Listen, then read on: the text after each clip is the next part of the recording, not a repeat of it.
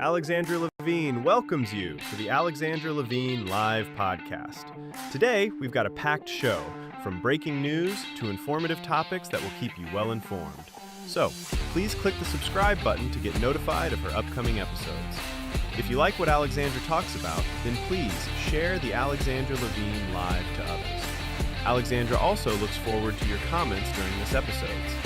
Tonight's Alexandra Levine Live Podcast starts now.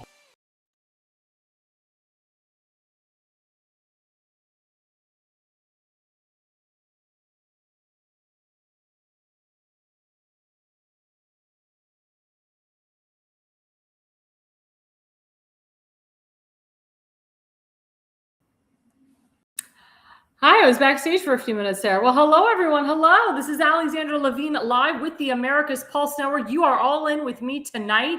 Alexandra Levine, it is great to be back. I was in Baltimore, Maryland this entire week, or actually the week before for early voting. And then I was there for the election on June 23rd. And we'll get into that later. We have some breaking news. We can tell you that in Baltimore County specifically and in other places, there was a lot of shenanigans going on at the ballot box. There is some places that are under investigation right now in terms of their electronic devices, in terms of mail-in ballots, of course. And let's get to the first slide. It's from the Edgemere page. That's a Facebook page. It's called the Edgemere page. Let's put that up there. So the Edgemere page, this wonderful woman named Karen Miller wrote, "Voting question, Edgemere Elementary School electronic voting today. Did you have the option to choose Democrat or Republican ballot? We did." So I actually happen to be at Edgemere Elementary School. Now, I have advised people, voters all over the country, not to do electronic voting because you walk in there and sometimes they flip your vote for you. But before you even go to vote, they don't ask you, which ballot would you like to choose? If you're a Republican, your ballot is automatically shown. If you're a Democrat, your ballot is automatically shown. The fact that you go and tell the election judge, I'm a Republican, and you go to the electronic voting machine and it's asking if you want to be a Democrat today or a Republican today is fraud. And it's disgusting. There was also issues at Water's Edge Community Center when I was there for early voting that independents were going in there, which according to Maryland state law, we do not have open primaries. We have closed primaries. Unaffiliated, aka independents, were going in trying to vote. And instead of the election judge saying, well, you're an independent, you can't vote, or you can vote on nonpartisan races, or you can vote a provisional, which doesn't count, by the way. One of the election judges asked the unaffiliated, well, which party would you like to vote for today? Would you like to be a Democrat today, or would you like to be a Republican today? We found out that voter did vote on a Republican ballot. Everybody. He voted for people that I know, people that I worked with, but he was registered independent.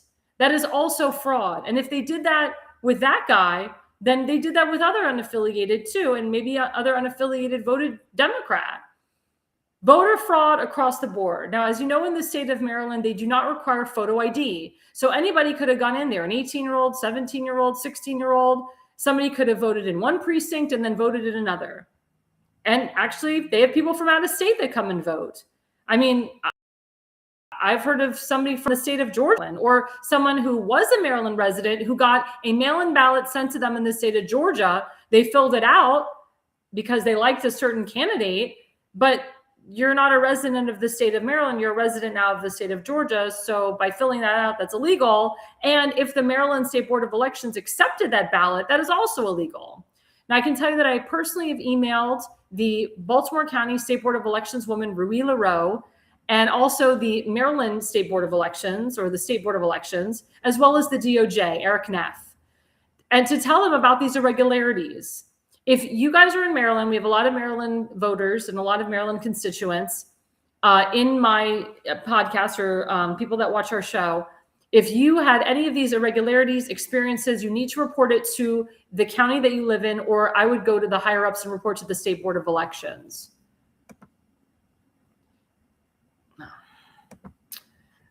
So, sorry, one of my colleagues says he can't hear me.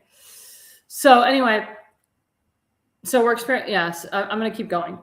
So anyway, so that's a very important thing. That's a really, really important thing. And anyway, we are doing everything we can right now on the ground in Maryland to make sure that there's no more irregularities.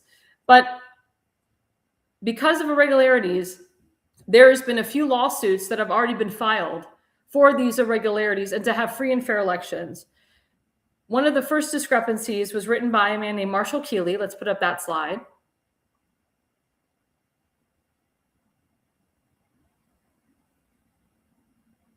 Marshall Keeley, Wharton, Maryland. So he wrote this. He's a reporter for WBAL. He said, voters in several Maryland counties reported confusion during Tuesday's primary election, saying electronic voting machines presented them with an option to select a party. A step election officials say should not have occurred. Let's put up the next slide. So the next slide has to do with the whatchamacallit, has to do with the article again. If the voters' accounts are accurate, multiple county election officials told WBAL TV 11 News investigates that the election judges in those precincts did not follow proper procedures and the voters should not have been given the option to choose a party on the screen, which is correct. Quote, when you go to the primary, you know what party you are and that you can only vote your party. It's usually the only ticket that comes up for you. I've never had to select my own party before. Brown told WBAL TV 11 News investigates.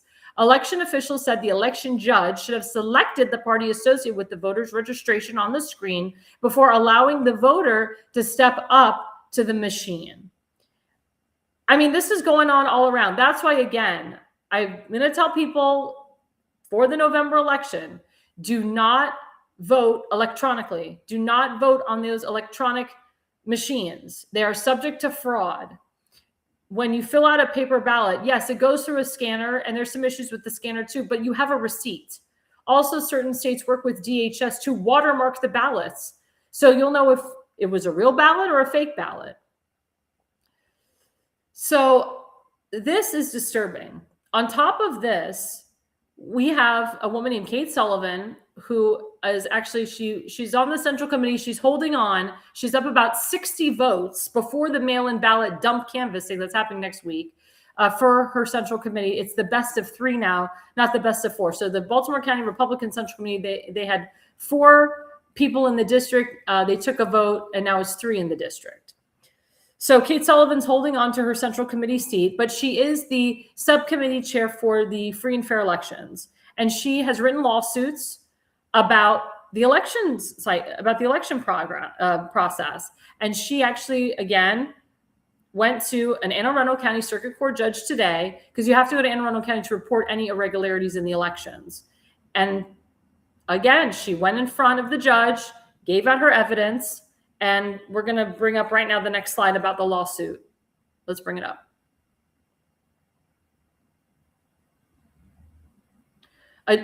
So this was Kate Sullivan's lawsuit. So a judge's ruling is pending Wednesday, that was today, on a temporary restraining order that was filed yesterday on primary election day. So that means, and my family are attorneys, so I can help you with the background of this to understand the attorney lawyer lingo.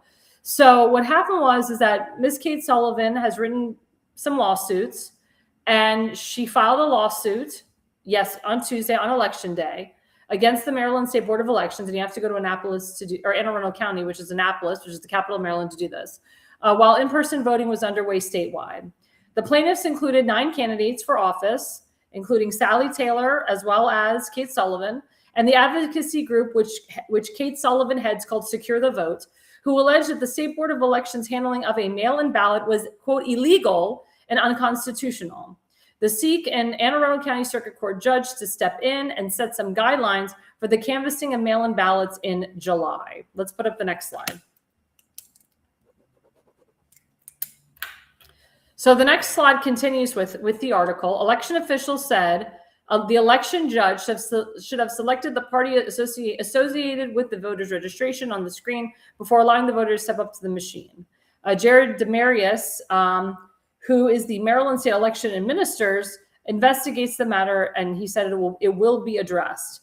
He said election judges are trained that they have to input the correct ballot style into a ballot marking device. Of course, we will talk with the election director about any incidences where election judges fail to perform their duties. But Kate Sullivan, she's focused on the machines, but she's also focused on the mail-in ballots. Because as you know, in the state of Maryland, first they sent out 500,000 ballots, and they said, well, there was a vendor error, which was BS. So then they sent out what they call another 500,000 replacement ballots. So there's 1 million mail-in ballots out. According to the State Board of Elections, they can figure out the difference between the original 500 grand and the new 500 grand ballots. If you got another mail-in ballot and you filled it out and you didn't write the word replacement on it, then it won't be counted. So what gets counted? Does their vote get counted at all? Is it a provisional ballot? Did the person decide to go in person? And then the election judge said, well, we see that you already voted mail-in. Here's a provisional, which doesn't get counted. Provisional ballots do not get counted. People think they do, but they don't. What they do is they'll make a count of how many provisional ballots this person got, but it's not included in your overall vote count. Just to let you know, that's why when somebody asks you to do a provisional ballot, you refuse. You say, no, I'm going to go in person and vote, or I have my mail-in ballot right here, I'm submitting it. And as you know, the drop boxes, you can't trust either. We saw that with 20,000 mules, how one person can drop 10 mail-in ballots in a drop box at once, unless they have special permission to do so.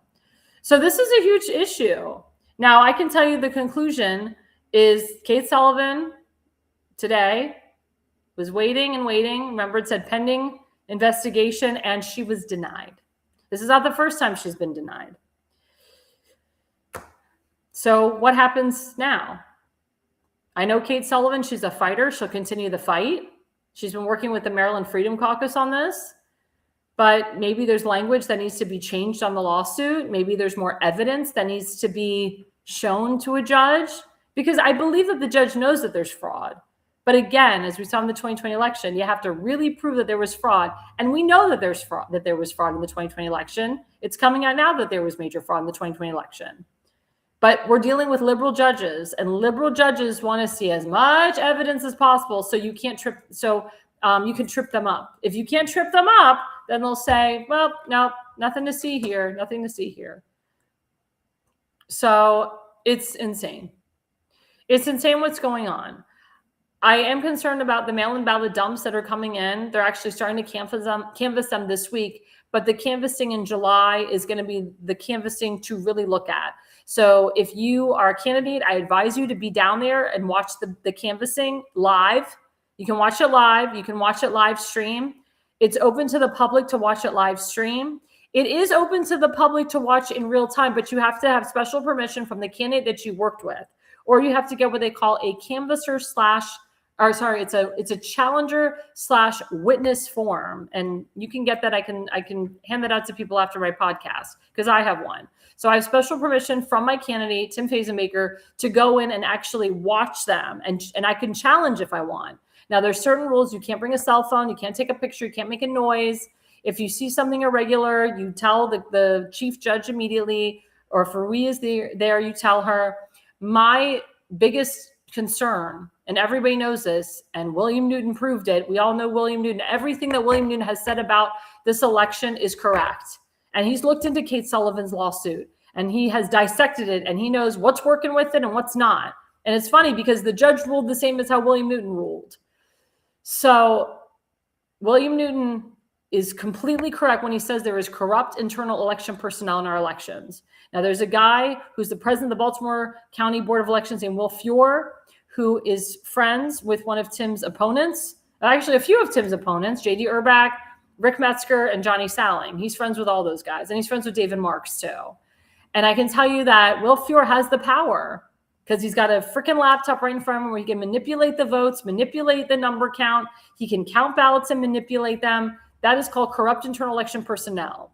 Myself, Bob Long, and others have emailed Ruiz, have emailed the DOJ, have called upon the State Board of Elections to remove Will Fuhr from the canvassing process. Now, I saw him after the election canvassing. You know, he was there at a table by himself with a laptop and a cell phone.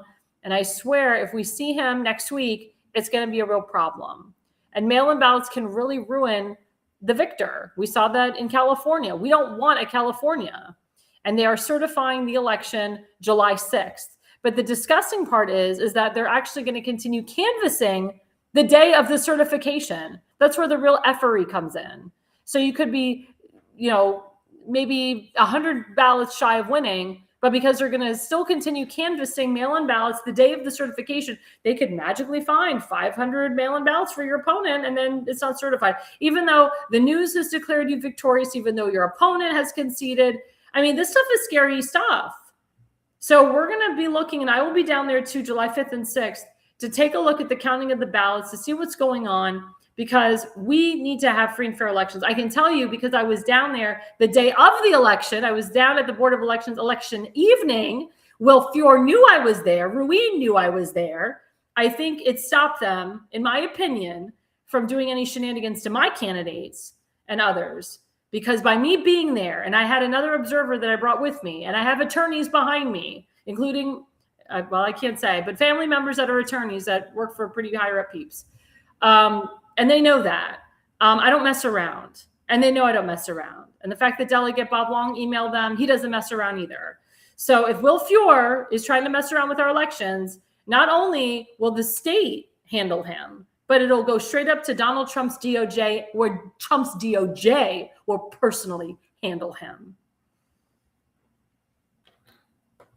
So we have a wonderful segment to talk about. Because this was a longer break, we're gonna take a short break. We're gonna get into segment one. I'm gonna bring in a special guest of us, Daniel Eisenhart, because he's been so patient. And we're gonna connect segment one into segment two, and then we'll have a break into segment three. We'll bring in my good friend Seth Eisenberg, the Conservative Corner, and we're gonna do it that way. I know I'm kind of changing it for my producer, but it's just because we had some delays. So let's take a quick break. I just want to emphasize FoliumPX.com. FoliumPX.com is one of our sponsors. There we go. Toxic heavy metals, full body detox, free radical support, super antioxidant. This is great for detoxing. This is great before 4th of July and after 4th of July. So, I'm trying to lose weight, but I know I'm going to eat a kosher hot dog on 4th of July, and kosher hot dogs have a tremendous amount of salt, more so than a non-kosher hot dog. Take a look at the difference. Hebrew National and Shofar are so full of salt and so full of preservatives, and it's all processed meat. But you know what? It's really good on 4th of July. So after 4th of July, I'm going to be detoxing with FoliumPX.com. It's a natural supplement. We do have 4th of July specials going on. So click on that QR code. I can't even speak. And get your toxic heavy metals tonight. We'll be right back, guys, with after the break. We're bringing on Daniel Eisenhart. He's going to tell you a little bit about his experience on Election Day. Stay with us, guys. We are live. Alexandra Levine Live, America's Pulse Network. Stay with us.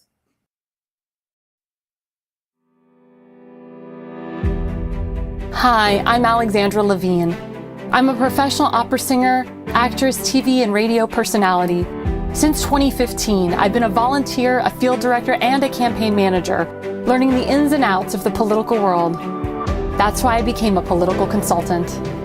My job is to lead you to victory with organization, structure, and the mindset of winning for your district or state. With my guidance and direction, I can keep you focused on the things that matter to the people and advise you on key issues that need to be addressed. If you're a serious candidate that is serious about winning, then book a consultation with me today. Go to levineconsulting.co. You'll be happy you did.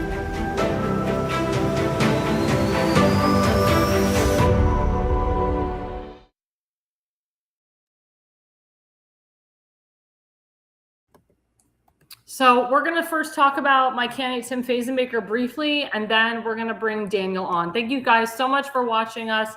I'm Alexandra Levine Live. We are currently live on Rumble, YouTube, Spotify, Substack, X, Parler, TikTok, Facebook. We're on all 15 major social media outlets. Please share the link to everyone. We really appreciate Donald Willinger, my faithful follower, and many other people that are watching. I have a lot of friends of mine, they watch it, but they don't comment. Please, guys, comment. We really want to see your comments. And if you have any questions, we'll put it right up on the marquee, and we will answer them immediately. So I'll just give you guys a little hint of a background. For those of you who don't know, I have been working with a man named Tim Fazenbaker for 6.5 years. I met him at an event in Arizona when he was running for Congress, and that was in October of 2019. After that weekend, we both flew back to Baltimore, and he asked me to be his campaign manager. And I didn't know him from Adam. You know, we were strangers, but I liked the guy. I liked his message. I liked what he had to say, and I believed in him.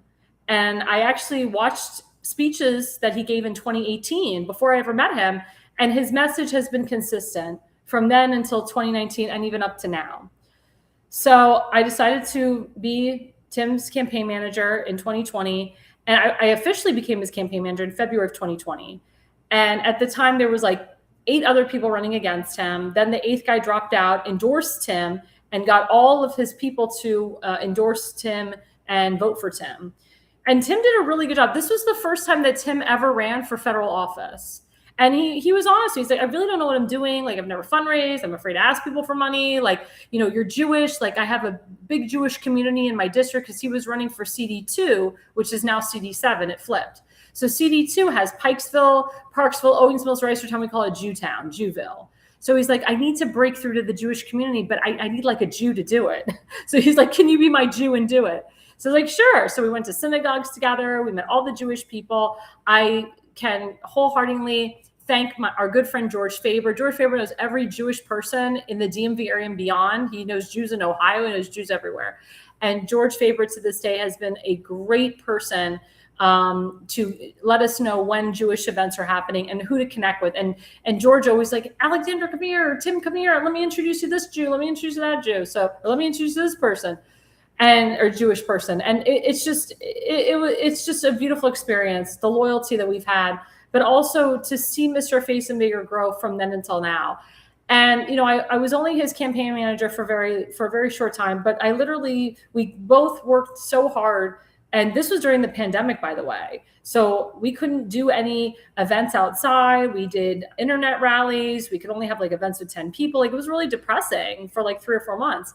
But with all that debacle and all that shenanigan and the Hogan lockdowns, we actually came in a strong second place. He only beat Johnny Ray Sowling by 800 votes. 800 votes, that's it. And Johnny Ray Sowling was a incumbent sitting state senator. I mean, he is now, but he was the incumbent sitting state senator, and Tim beat him, only lost by 800 votes. Tim beat a sitting state delegate, our good friend Rick Impalaria. And he beat a guy that used to work at the White House named Jim Simpson, who's a great friend of ours too. And from that moment on, Tim made a name for himself, and he kept going and he kept fighting. And he ran for MD GOP chairman because the people wanted him to. He ran for state delegate in 2022 because the people wanted him to. Tim does not wake up and say, I think I'm just going to run for this today, or I'm going to do this for me. No, he does it for the people. If the people want him to run, then they want him to run. So after the 2024 election, you know, Tim was trying to figure out, you know, what he wanted to do. He was a member of the Central Committee. He won Central Committee in 2022. It was a 4-year term. So, and he got 18% of the vote. He got the most out of the 8 other people that were running for him for Central Committee in his district. Now the districts have changed. It's a whole new ballgame. But, you know, we were trying to think, you know, what can, you know, he was like, should I run for state delegate again? I said, well, it's really hard to run against 3 incumbents, and we get the Essex area, and, you know, Essex is like Rick Metzger's base and Saling's base, and it's kind of tough. So when the new councilmatic was announced, because it was 7 seats and they were expanding it to 9, the people actually voted to expand the county council from 7 to 9. We looked at where the district was going to be, and Tim is in District 9, and that is Sparrows Point, Edgemere, Dundalk, and a sliver of Rosedale, no Essex. Now, Rosedale, I would say, is like the more liberal of the 3-4 areas, but it's just a sliver of Rosedale. There's not that many voters in Rosedale. And actually, the Rosedale voters loved Tim. So when we found out that that we weren't going to have Essex, and it was literally Tim's base, because Tim lives in Sparrows Point, we're like, oh my God, this is great. Like, this is what we're committed to. We're gonna fight this district. We're gonna win this district. These are my peeps. That's what Tim would say. These are my people. And Tim's voters are extremely loyal to him. And for people that don't know this, Tim is the HOA president of where he lives in Sparrows Point. And I can tell you, it is such a joy to campaign for someone in their neighborhood where all your neighbors love you. Because Johnny Oshevsky lives in Miller's Island, and his neighbors hate him. They're all Republican, and Johnny is a Democrat. They hate him. but all of Tim's neighbors love him. He's got such loyalty. The people know that he has been screwed over the years by the establishment RINOs. And the establishment tried to push a no-name RINO to beat Tim. I mean, I didn't know this guy, J.D. Urbach, from anything. I didn't know him at all. And they pushed this guy. And it's interesting because we knew that he was going to run against him before he even announced he was going to be a candidate, because his name kept coming up. So J.D. Urbach, on his own accord, not us, we didn't Photoshop or Autoshop or whatever, or fix any of these photos, but J.D. Urbach had photos of himself shaking hands with Governor Wes Moore, who's a hardcore Democrat, Senator Chris Van Hollen, who's an anti-Semite who loves illegals. As you know, he used taxpayer dollars to try to bring back Kilmore Obrego Garcia. He also had pictures with establishment people like Rick Metzger and Johnny Ray Salling. And he had a picture with the Congressman Johnny Oshevsky, who's a hardcore socialist Democrat. And also, Mr. J.D. Urbach wrote several posts on his Twitter feed stating how much he loved Pete Buttigieg and how he wanted Pete Buttigieg as the next president. This was before the 2024 election and beyond. He also came out in support of Liz Cheney. He also came out in support of Mark Milley. He also came out in support of Rex Tillerson, all these anti-Trump people. So, you had J.D. Urbach, who's running in a very hardcore MAGA conservative America First district, bashing Trump, hating on Pete Hegseth, and he thinks he's going to win this district and beat Tim. Well, I can tell you that Tim and I were literally thrown the kitchen sink, Tim more so than I, but I got a lot of the brunt of it too, from these stupid idiot haters that have been shitting on Tim for almost 10 years. Now, I can tell you, I have never seen such vitriol in a election in my life, and I've worked on many. The only other person I know that has gotten hit by the establishment and the Democrats in this is a man named Donald Trump. And he ended up winning the whole effing thing. And this was the line that I thought about this. And Tim actually said it a couple days before the election. And I agree with this. And Tim said, they're not coming for me. They're coming for you. And I'm just standing in the way. And that's the truth, because the establishment has been coming for their constituents for years, trying to get them to play along. We actually have video. I don't have it tonight, but we have video of elected officials that are attacking their constituents, not only attacking them to the point of threatening them, but attacking them to the point of giving them peace orders, silencing them, having police show up at their house randomly, threatening them, lying about them, to the point where they could lose their livelihood, their children, their husband, their wife. I mean, these are elected official Republicans in the state of Maryland. They're just RINOs, Republicans in name only. So let me just say that Tuesday night was a beautiful night for Mr. Faze Maker and for myself. That man worked so damn hard, and he won because of the people. And we thank the people for shutting out the noise of the RINO establishment. We thank the people for believing in Tim and sticking by him and the loyalty that they have given him for years. We thank you. And we are on our way to winning. And Tim is on his way to being your new county councilman and a very MAGA. I'm crying because it's when you do elections with somebody, the whole thing is very emotional, because Tim and I, especially Tim, have worked so hard, and he got beaten up to a pulp, but he took the shots. And he took the blows for you guys, for his constituents, because he loves his community and his family so much. Sorry, now I gotta be strong now. Whew. But it's the truth. And it's just such a beautiful thing to see. And he almost, well, I don't want to give it away, but he got emotional. He got emotional because he called his wife right away and his kids. And of course, they were so happy for him, because it's been a long journey. It's been 10 years of the establishment Republicans punching on him and censoring him from the Central Committee and lying about him and talking crap about him. And some people who don't even live in his district are still shitting on him and saying they're going to help his opponent, who's a very lovely woman. She's a Black Democrat. She's very sweet. But instead of all Republicans coming together They don't. They don't want to come together. They don't. And it's very, very sad. It's very sad. But Tuesday night was a beautiful night for Mr. Phasemaker. Let's put up the first slide. Let's put up the numbers that came in for him. So, oh, hey, Seth. Oh, we brought you up. Hey. So thank you, because Seth will make me stop crying, because Seth will curse and it'll make me feel good. So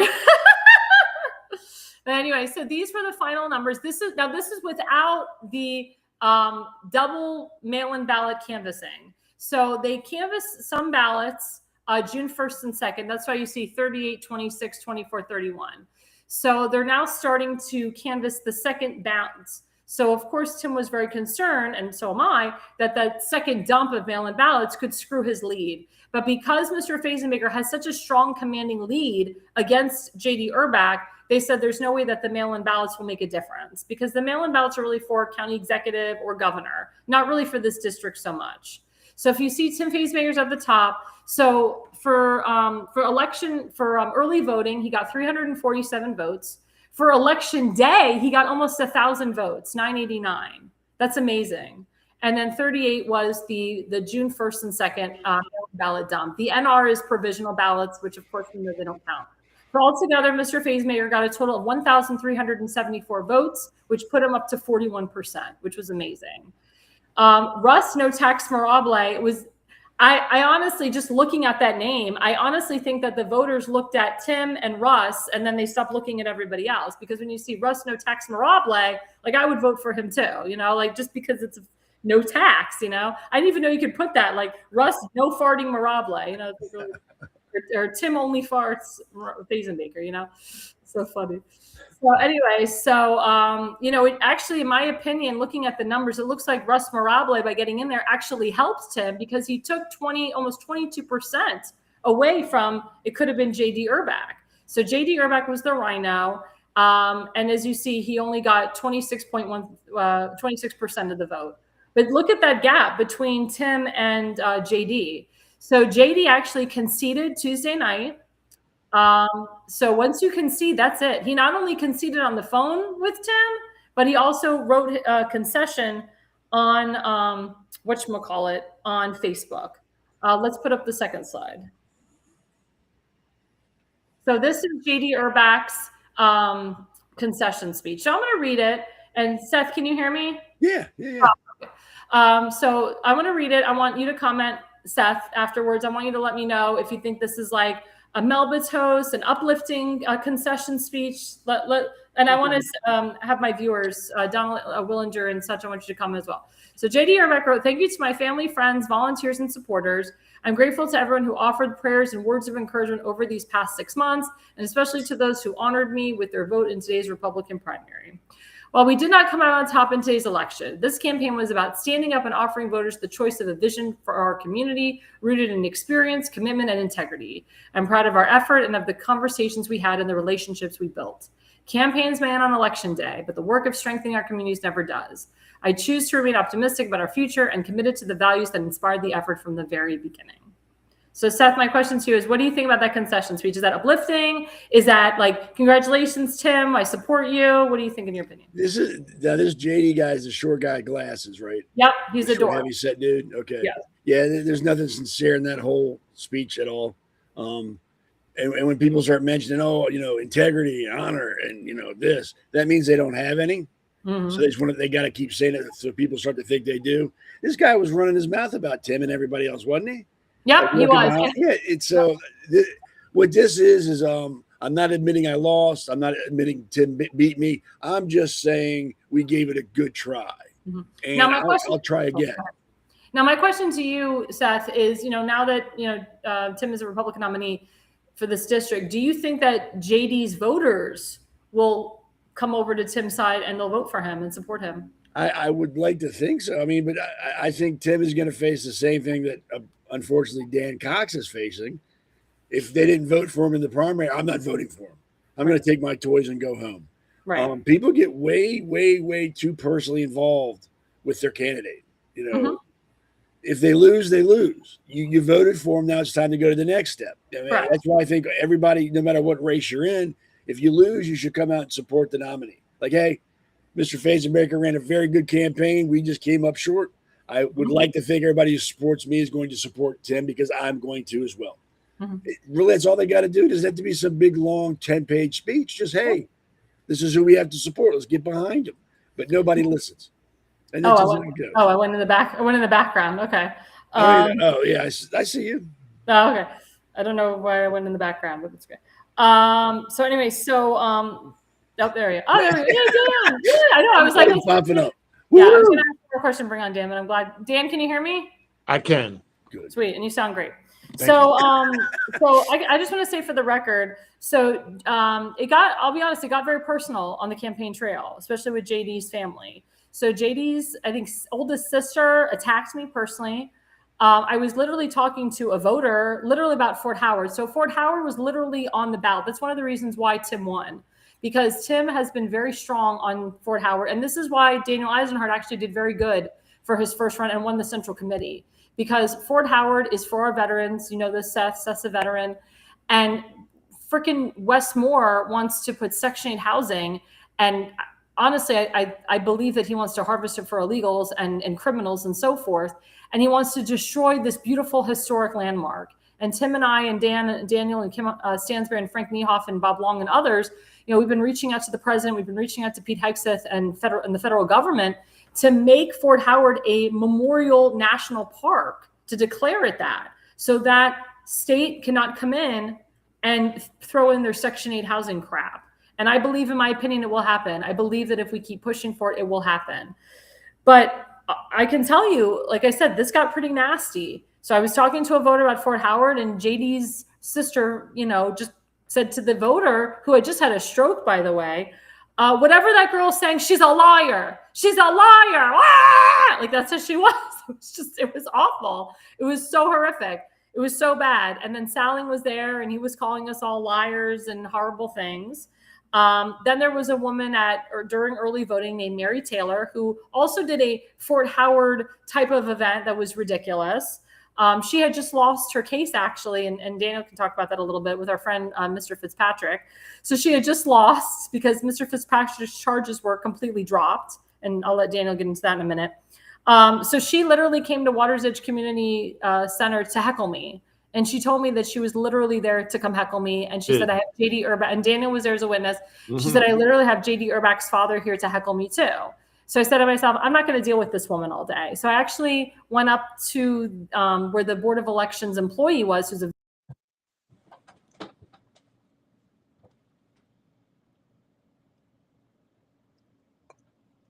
Uh-oh. all of a sudden you come to drama, like just stop. And then, of course, Mary Taylor lied and said that we were heckling her and that we were causing the drama, and, you know, we weren't doing anything wrong. And then Mary Taylor lied and said that I had been taking pictures of her and posting it all over Baltimore County. Well, let me tell you, I'm a very busy woman. For those who don't know me, or for those who do know me, who the hell has the time to do that? And I can tell you that if I took a picture of that woman, my camera would break. So I don't have that time. The woman is an ugly, horrible woman.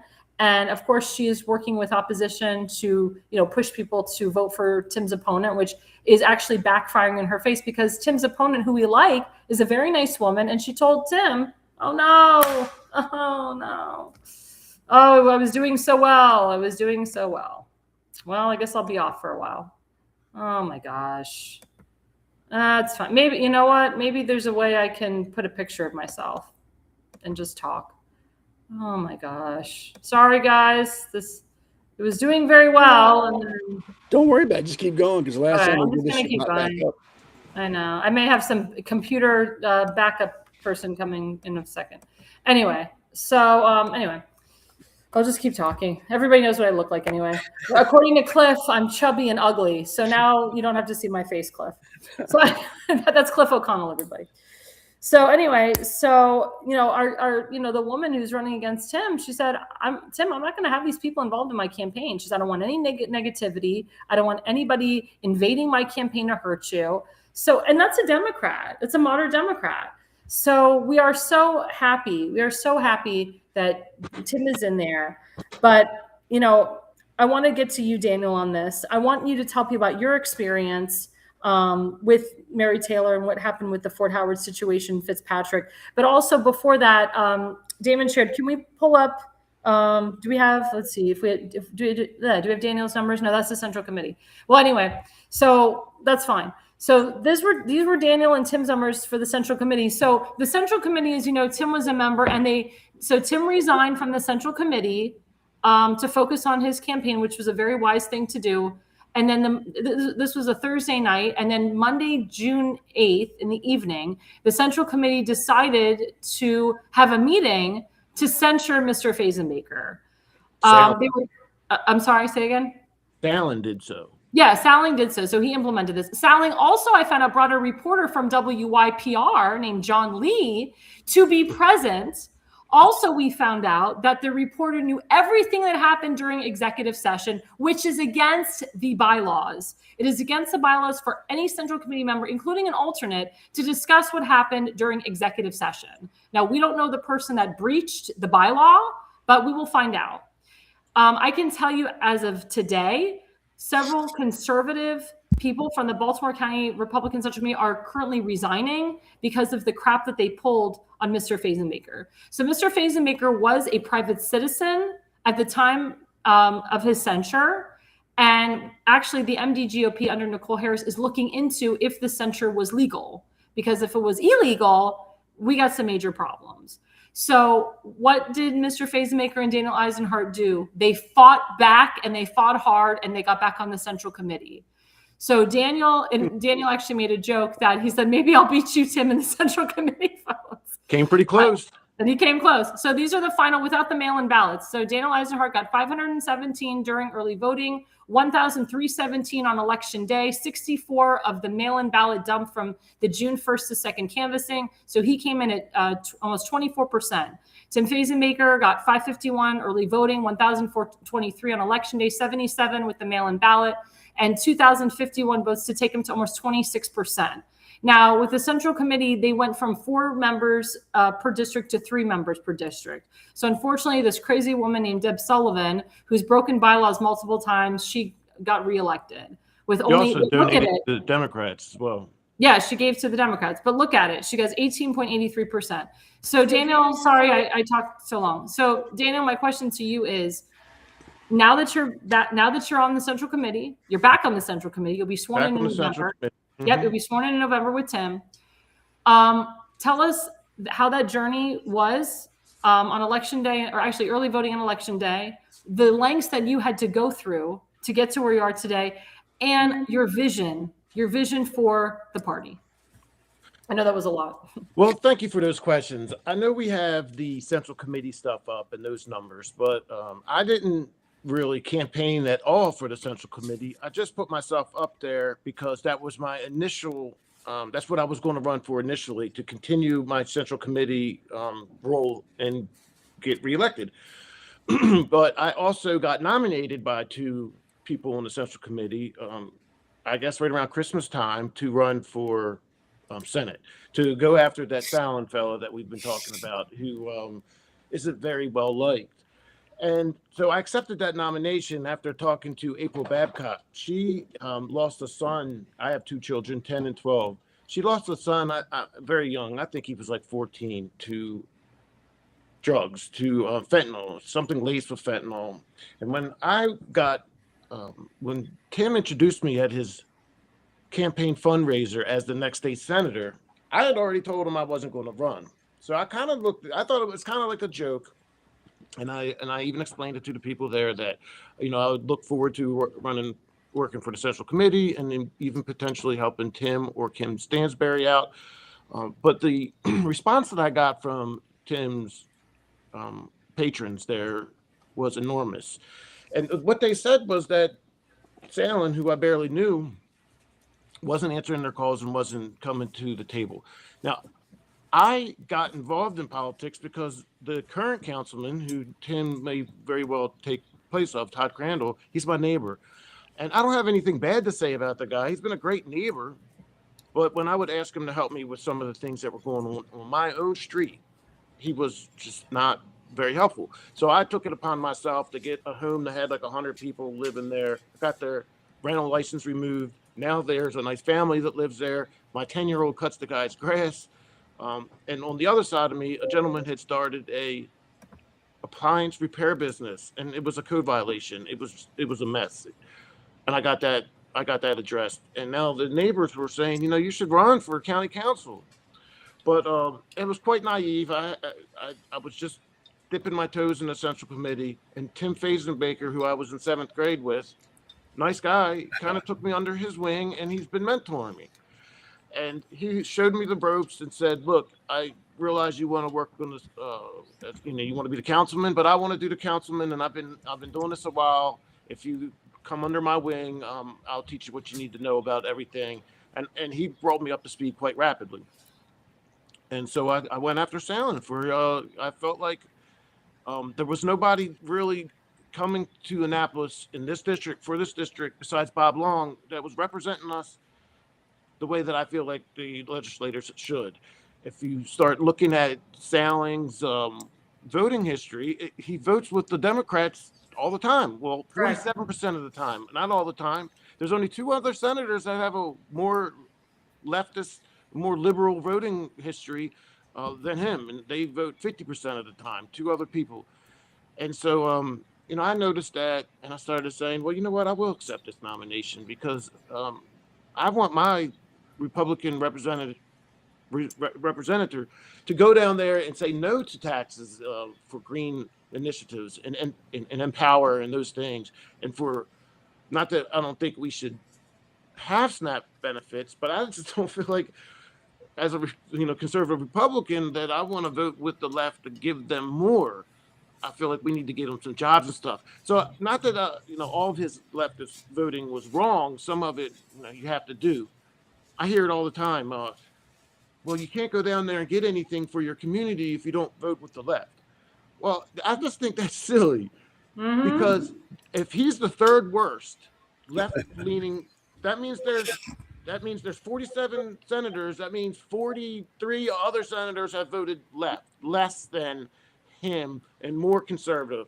So I guess my point is I don't want to raise taxes and tax bikes and things like that, and just so that we can get a park in Essex. Right. I came to this to try and clean up Back River and restore school safety.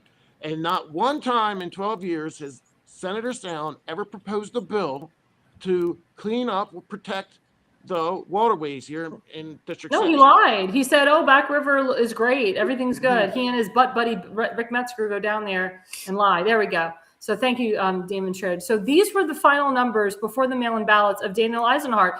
Let me tell you something. Daniel really, he gave Saling a run for his money.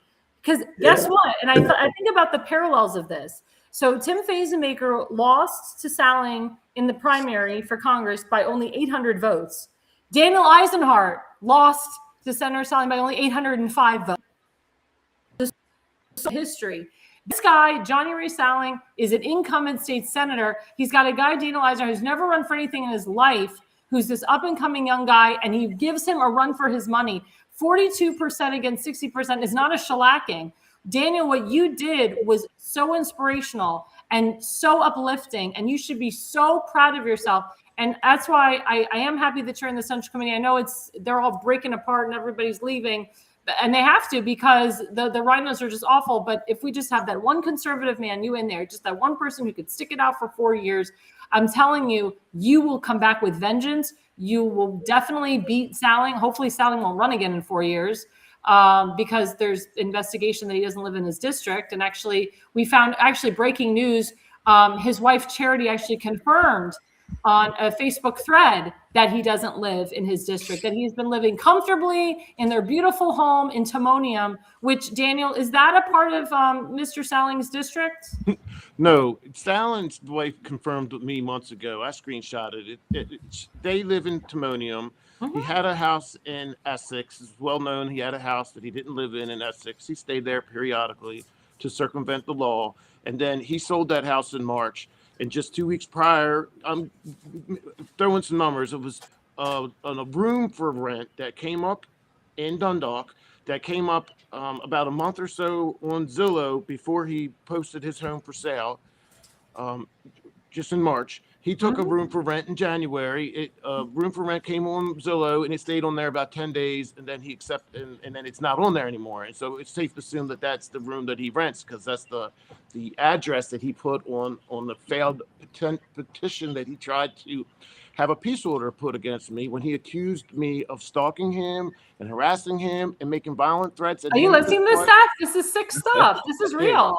Yes, Alan went to the courts and he lied under oath. He signed by, under oath. Okay. Yep. He asked the penalty judge of perjury to silence me because he said I was stalking him, harassing him, and coming to his home and threatened to go at his throat. He wrote this down. Yep, he wrote it all down. He doesn't have one photo of me. And let me tell you something. And Daniel Eisenhart is such a sweetheart. And I said this to JD Urbach during early voting. I said, do you understand what Sailing did? He wrote such salacious lies that if anybody really looked at that, they could actually take Daniel's children away from him. Child Protective Services could come and take his children away. That's how, which, hopefully, God willing, that'll never happen in the world. Look, my 12-year-old just got inducted into the National Junior Honor Society. All right, I work with children for 17 years in children's dentistry. I'm board certified, I'm state licensed, okay, and never once have I been in front of the Dental Board of Examiners. And there's a reason for that, because in my line of work, you have to work at a very high level of precision, high professionalism, no matter how wrong the patient or the parent of the patient are, or how mean or rude they are when they call. You have to be nice and put a big smile on your face. That's because that's the way I work. And so, no judge is going to believe that with no pictures and no text messages, no video, no email, no phone call record from me that I did those things. So that's why I'm suing him. And I'll see him in August. He has a court date, August 28th. Oh, we'll all be there. Well, America's Pulse Network will be there to cover it. But switching to you, Seth. So, you're hearing this salacious story. So Mr. Salling put up a piece, or tried to push a peace word to Daniel Eisenhart, who's his primary opponent. And two others. Sure that, I'm sorry? And twice. Yeah. Well, I was going to say two others. Hold on. So Daniel Eisenhart, so that Daniel and Salling couldn't be in the same proximity together. He tried to throw one to Mr. Fazenmaker, which of course didn't work, and our good friend Dawn. And Dawn wasn't even a candidate or an elected official. Dawn is a private citizen, which is his constituent. Political activist. Yeah, who's a political activist, but she's his constituent. She's a private citizen. So Sailing is trying to hurt a private citizen, another private citizen, his opponent, and then Tim Fazenmaker, who is a private citizen too, and his constituent. So all three of his constituents, Mr. Salling is trying to throw peace words. Seth, my question, because you're in Frederick County, have you ever heard of this in Frederick County? Like, does this happen in your county? No, but I mean, they do just as many underhanded things in Frederick County, just differently. They're not as open about it as they are, I guess, this guy Sailing is. I mean, that's ridiculous. And people voted for this man. Yeah, they voted for him. Yeah, they voted for him. And I'll tell you why. So Dundalk and Sparrows Point Edgemere is not Sailing's strength. That's why Daniel did so well in those areas. It's what we call the Essex crowd. So Essex is like Rick Metzger and Sailing's base. So if Sailing and Metzger did not have Essex, I believe that Daniel would have beat him. It's Essex. That's what it is. And we call it the Essex crowd. Essex it's actually more Rhino-y over there. It's more Democrat over there. But where Daniel Eisenhart lives and where Tim lives, it's hardcore MAGA, hardcore America first. So when we get the final tallies and we'll break down the precincts, we'll see where Daniel Eisenhart really shined through the precincts and and where Sailing shined through the precincts. Well, but I mean, this is a sign. But I can tell you, people are really looking into the fact that he does not live in his district. In my opinion, he should be removed from office. He really should. And there's a guy, Justin Holliday, who's running against him. I can tell you, he's a very nice guy. He's more of a moderate Democrat. He came to our rally for Fort Howard. Oh, Chinese got her again.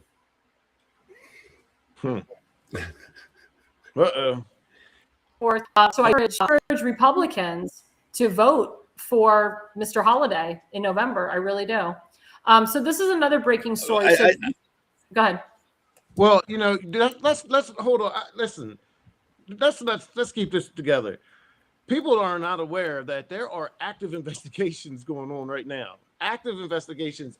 We can't discuss some of them. Remember, there are multiple investigations going on right now. Right, but we can't discuss them. Obviously, we can't discuss them. But yeah, it's true. He just might not be there in November.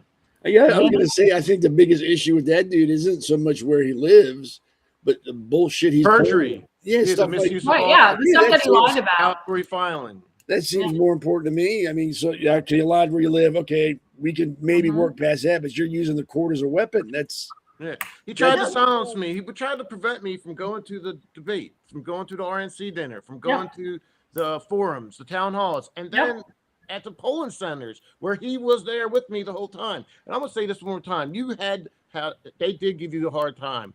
I was there for a week straight, every day, 12 hours just about, for early voting, and I was hanging out with Arkia Wade and her father, and I was hanging out with Mr. Urbach and JD's sister, JD's niece. I'm a funny guy. I like to have fun. I'm not all for the drama, although my opponent is. I want to get along with everybody. And I was joking. We had a great time with all the people there.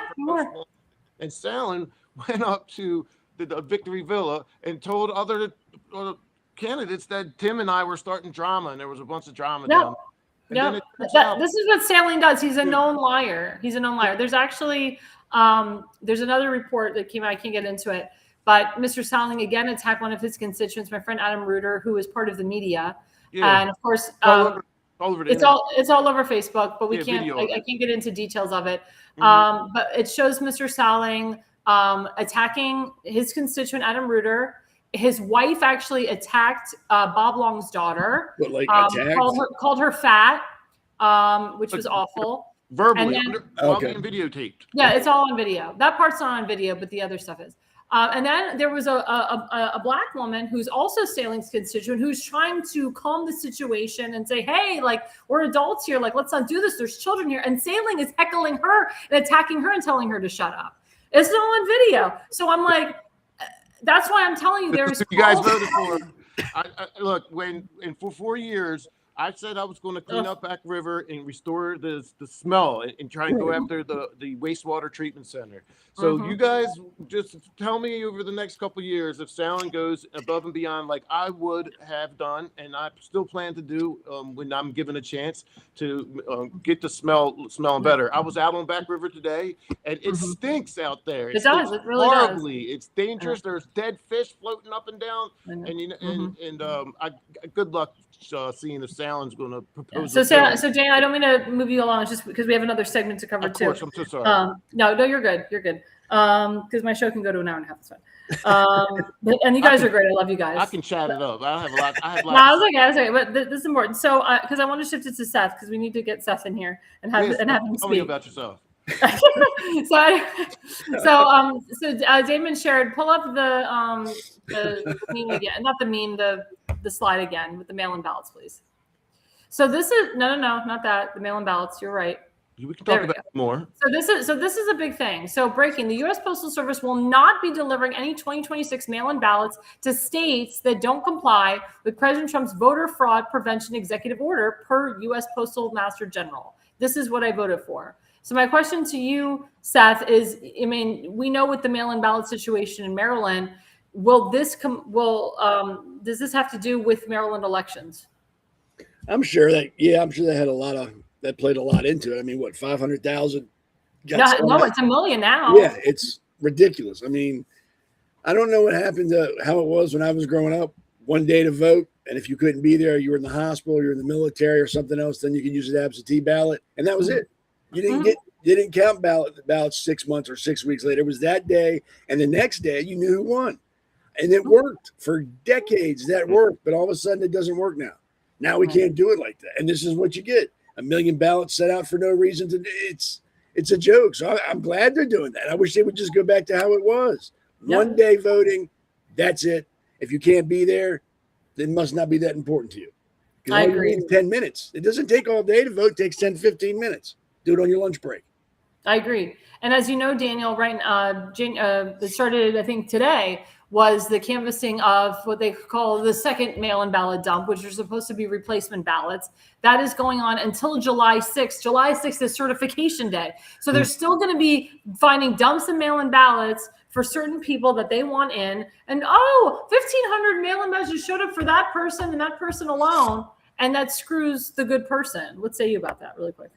Well, I'm going to need 900 of them to go my way, and then I'll win. Yeah, you never know.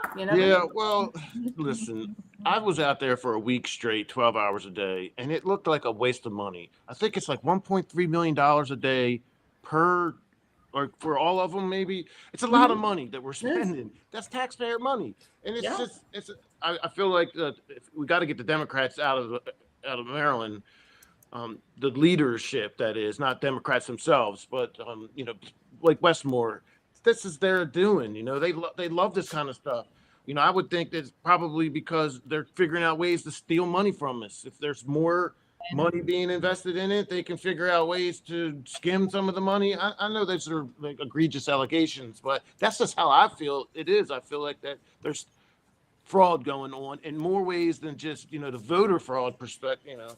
I feel like they're skimming some money off of it. They're figuring out ways to pocket the money themselves. So let's go to the next slide, Mr. Sherrod. So this I want to show you guys. So again, we're celebrating 250 years of America. We're protecting Fort Howard. This is our good friend Frank Niehoff who put this together. So July 4th, please come. Daniel Eisenhart will be there. Tim Faze, many others at the Dundalk Independence Day Parade. I have walked that parade. That is a 2.5-mile parade. I've done it in high heels, and I didn't get one blister. And this is going to be a great parade. I'm going to be there. It's going to be awesome. And we want you guys to come and celebrate America and protect Fort Howard. And that's the main thing that's on the ballot is protecting Fort Howard. If J.D. Urbach would have won the primary, oh my God, you would have had all the developers behind it because J.D. Urbach, all this developer money. And Himmelrich is the main guy who's pushing for the mail-in ballots. He's not pushing it, but he's the one that's going to be developing them. And he doesn't give a crap because it's money in his pocket. These developers do not care about you, the American people. They don't have morals. They don't have values. It's just money in their pocket. And then the next parade, which is awesome, and it's a shorter walk, is the Northport Edgemere Parade, July 24th. Again, Tim and I will be there. Mr. Eisenhart will be there with others. This will be a great parade for the fire department. Bob Long will be there. His daughter, Kristen, actually works for the fire department. So this is going to be a beautiful, beautiful day. We're going to take a quick break. We'll come back. We have one more segment. This has been great. Please watch this, guys. Alexandra Levine Live. Before that, my other sponsor, rncstore.com/ALL. Again, I'm blanking on the whole thing because my brain's going a mile a minute. 100% natural supplements to help prevent cancer, to help if you have cancer. We have July 4th specials all over the place. People have actually been ordering from him. John Richardson's a great guy. So go to rncstore.com/ALL. We'll be right back after the break. Stay with us. Welcome to America's Pulse Network. This is APN's very own White House correspondent, Alexandra Levine. This is so amazing and miraculous. We've never had a president in the history of our nation doing this. And we hope to God that he continues doing this forever and ever. Thank you. God bless you, everybody. And God bless President Trump. And God bless you. Hello, everyone. This is Alexandra Levine with the America's Pulse Network. I am the White House correspondent right here in the heart of D.C. as President Trump is celebrating 250 years of America and the military. Subscribe and follow America's Pulse Network on the above social medias.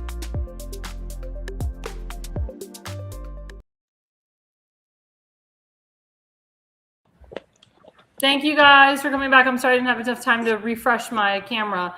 Sorry about the camera stuff. Oh, sorry, somebody's talking in another language I don't understand. Sorry. It's all good. I learned multiple different languages. But anyway, so, oh my God, that threw me off. I should start again. Hello. Spasiba. Harasho in Russian means good. Harasho, everyone, harasho. For my Russian people that are watching. I do have actually a lot of Russian and Ukrainian people from Ohio and Florida that are watching. So harasho. But anyway, so going back to segment 3 now, staying with elections, I'm here with Daniel Eisenhart, who is the incoming Central Committee member. I'm already going to call you Central Committee member. In my mind, you've already been sworn in. And, Seth has done so much. Seth, I know you've run for office. I think you ran for school board. Is that correct? Yep. Yes, I did. And you even talked about running for Frederick, I think, County Executive. You talked about. Yeah, if nobody else had put in, I would have done it just to Dawn. make her spend money. Oh no, she's a moron. Yeah, she's. I just want to say on another note, Montgomery County, I should say, is getting the most liberal, hardcore socialist, pro-Hamas, pro-Palestinian, free Palestine county executive. It can't get any worse, and that's what's happening. Oh, it's disgusting, and that's what's his name is Will Jawando, and he believes in a $25 an hour minimum wage. I mean, the guy is a piece of crap. But this is going to be the next county executive of Montgomery County. And I have a residence there, and my brother-in-law is up there, and it's awful what's going to happen in Montgomery County. Because Mark Elrich, you would think he was so bad, but no, the socialists have to take it a step further, as we're seeing in New York. And I'm going to pivot to you about that, Seth. What do you think about these pro-Hamas communist people that won their primaries in New York under Mondami and Bernie Sanders? What say you? Well, what we're seeing is a trend in the Democrat Party it's slowly turning to the Communist Party. And they can try to deny it all they want. They can argue it. But like you said, look at New York. No Democrats were elected. Socialists were elected who ran under the Democrat Party. And apparently the Democrats are out with that because they didn't push them out and say, no, we're not associated with this. This isn't us. So they're on board. And it's slowly happening across the country. Montgomery County, like you just said, New York is inundated with social communists now. It's happening everywhere slowly. If people don't wake up, it's going to be everywhere. And when I say people, I mean the Central Committees, like you're going to be on. The Central Committee where I'm at has been useless for decades. They're more worried about parties and getting the newspaper. They're not worried about pushing forward conservative candidates. They want to get along and be liked. And you can't fight for a country if you're more worried about being invited to parties, or you're going to be able to get interviewed in the newspaper or things like that, like we do in Frederick County. I mean, one of the people elected to the Frederick County Board of or Central Committee has openly and actively worked against Dan Cox in his past run for governor, and he was elected to the Central Committee. I don't have any faith in the. Wait, who is this person? It's Heath Barnes. Oh, yeah, that's right. I have no faith in the MDGOP. Oh, no, he ran for Congress. He didn't run for governor. He ran for Congress. No, when he ran for governor last time and got the nomination, he worked against it. Oh, we're talking about Dan Cox. Okay, yeah.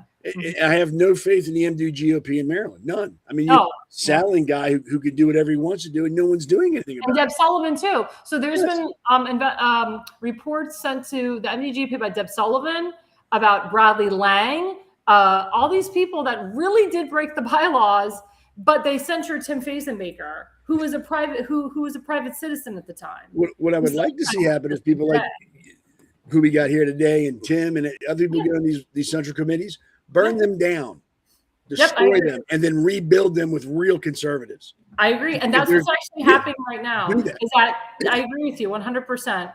And guess what, Daniel? You're going to be there. You're going to be the one leader to start it, because you're going to be there for 4 years, and you're going to be building. And guess what? We're going to get Henry Ziskowski in there too, because when Tim wins, guess what, Daniel? You have a very big job, because when Tim wins county council, he will be stepping. He has to step down under the bylaws.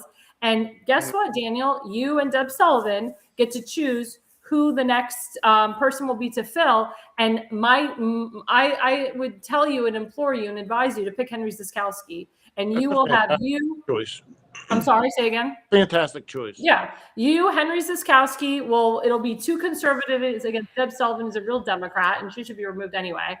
But you guys will fight, and you and Henry will be there for 4 years, rebuilding the Central Committee, rebuilding the party. He'll run for delegate again. You'll run for state senate again. Maybe both you and him will run for delegate again, depending on if two delegates retire or whatnot. We'll see.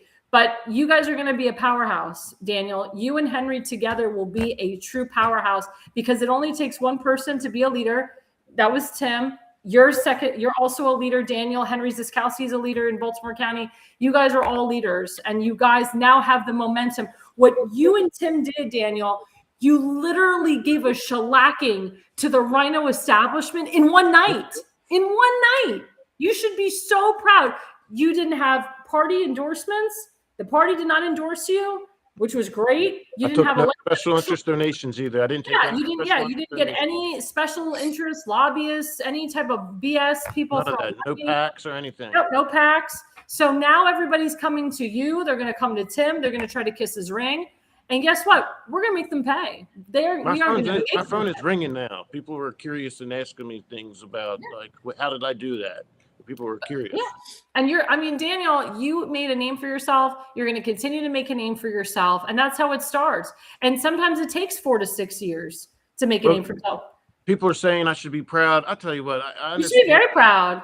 I understand that. But listen, I am really hurt.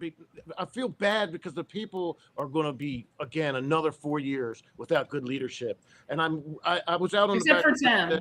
Yeah. Well, like from the state. Right, from the state. Yeah. Well, you know, we got Bob down there, but we have Bob. Bob is the only good one. And I just worry that we're not going to get those bills proposed to get the Back River cleaned up. Like that's what I wanted to do, and you know, it's another. And the bridge. The bridge. So I don't have time to be proud about how well I did. I'm more concerned about my constituents still getting. Leadership. And guess what, Daniel? You have constituents now. Those constituents have voted for you. I mean, they're your constituents. You're an elected official. You were elected by them. True. So guess what? You listen to their concerns. You do the will of the people. What did those constituents vote for you? They voted for you to fix Fort Howard. They voted for you to fix Back River. They voted for you to start with the work of the bridge. They voted for the infrastructure. They voted for lower taxes in your area. They voted for vocational schools for the children. So when the children graduate from those vocational schools, they have a job. They voted for so many things. And now you, as their leader, someone who was elected by them, now you can do the work. You can do the work for them. And that's what we love about you. You have more power, Daniel, than you ever thought. And it doesn't matter what rhino comes after you or this asshole or that prick, I'm going to curse, because you have the power now. You have the power. You're in there. Yeah, and but 2,000 people did think that I should be in that seat. And a lot of people have asked before and now, even after, you see, and I see the comments, oh, are the people who lose, are they still going to fight for Fort Howard? Are they still going to fight for Back River? And I just want everybody that's watching this program to know that I'm not going anywhere. Like you said, I'm going to be on the Central Committee for 4 years. I'm going to learn a lot more. I'm going to come back even stronger the next time. I did come out. I did kind of parachute in to some extent. And I learned a lot from this experience. And I'm going to continue to fight for the community, just like I said I would. Yeah, I agree. So before we go, I'm just going to put up a couple races. I want you guys' opinions. So the first one, of course, was the gubernatorial race of who won. Dan Cox won again against Governor Wes Moore. As Seth said, there was a lot of people that were shitting on Dan Cox. Dan Cox did not get help from the party. Nope. Dan Cox did not get establishment people endorsing him. Actually, his former lieutenant governor nominee, Jordan Schiffinelli, endorsed Ed Hale Jr. So Ed Hale Sr., whatever the hell he is. Yep. Ed Hale was a Democrat. He was running as a Democrat originally to try to primary out Wes Moore. And then he figured, well, I definitely can't beat Wes Moore as a Democrat. So I think I'm just going to switch parties and run as a Republican. And he still lost. He still lost because you don't do that. And people were comparing him to Donald Trump and all these people that switch parties. Well, Donald Trump didn't switch parties to run for president. Donald Trump has been a Republican for a long time. He was a Republican as a private citizen. So people are like stupid for saying this.